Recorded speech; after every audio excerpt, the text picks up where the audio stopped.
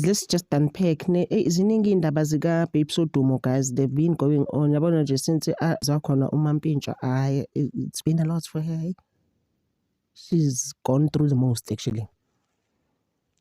And I feel ukuthi she's still going through the most even now. There's an Uber driver in 2019, also Uber driver around, and the dancers and the sister Siska Babes Wodumo. They haven't paid him. And was with those abantu bazosasibafaka ku TikTok.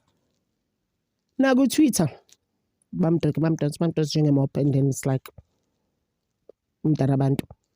Ngapha uDJ Tira kuthiwa after parts ama-vicing ons after tears zikaMampintsha bakuphuzwa kumnandi kujuxuzwa kwenziwa all sorts of things that you can do after someone's passing esengcwatshiwe that afternoon.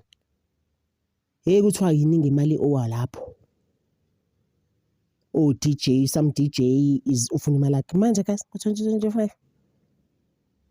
And that whole thing yokuthi nje futhi uMampintsha ziningi imali ezingakhokhiwe for him nje as a person. Angithi ama royalties, you know how there's money vele ngabe uyayithola uBabes Wodumo masubuka on the records that he did with uDJ Tira. So uDJ Tira, guys, is being dragged la.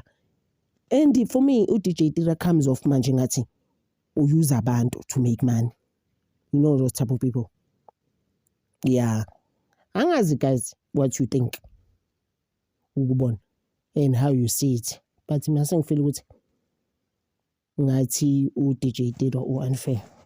And she went on to say Babes Wodumo ukuthi mina ngiyaxakeka all those people that you saw in front they bekhuluma, especially now DJ Tira and other singers who were there saying hi artists mhlambe, let's put it that way, it's bethi nkosi yami yasizomsiza uBabes Wodumo nomntanakhe, we will be there for them. In Uti, not even a single person has ever even picked up a phone and be like, hello Babes Wodumo, can I send you $20? Like no one, can I send you an e-wallet? But not even a single person. No DJ Tira bayabukela. They living it up. Go music omunye umntwana ngoba sashona. Indoda ka Babes Wodumo. So nje guys, iyabona ukuthi bazokutaka abantu.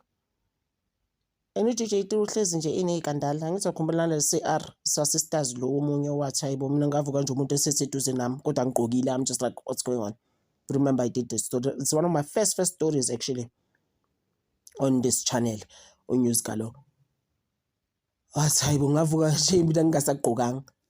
Mina to me manje he comes off as someone who takes advantage of people. And he's made a lot of money uDJ Tira. There's really no need.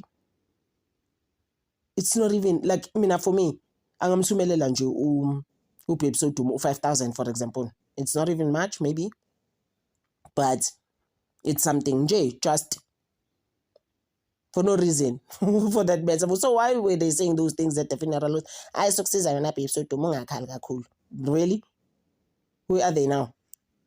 Hayi guys, bese kuba lesi story se-comedian le uSiyamthanda lo udume kakhulu nge-TikTok and also he's on YouTube. It's a lot lento le Bolt that's going on, that Bolt saga, and manje no Uber naye ngathi sebemfakile abantu bayamboycott, but kona yazi guys akukho safe at times because manje abantu be-Uber umuntu uyafika, especially Bolt though akuthathe ke hayi kanje isikhashana useyama-samo sengena abanye abantu abawu-2, some lady phela very young kuhlakalelwe into kanjalo last month, and then she actually told her story. I was just like, manje guys ezinye izinto seqala ukusabisa. So no Siyamthanda ke bamthathela imali yakhe, bakhipha imali nge-banking account yakhe bathi khipha yonke imali bayikhipha imali ngasi futhi bese befuna ukuthatha nje imali yefamily. Guys, is there anything like that?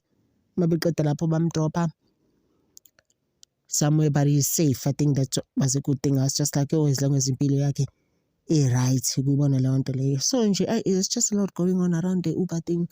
Manje they busy trashing Uber ke kuyazi ke how it is on TikTok and on X. Ba busy ke Uber bamtrasha ke. It's just not nice anymore.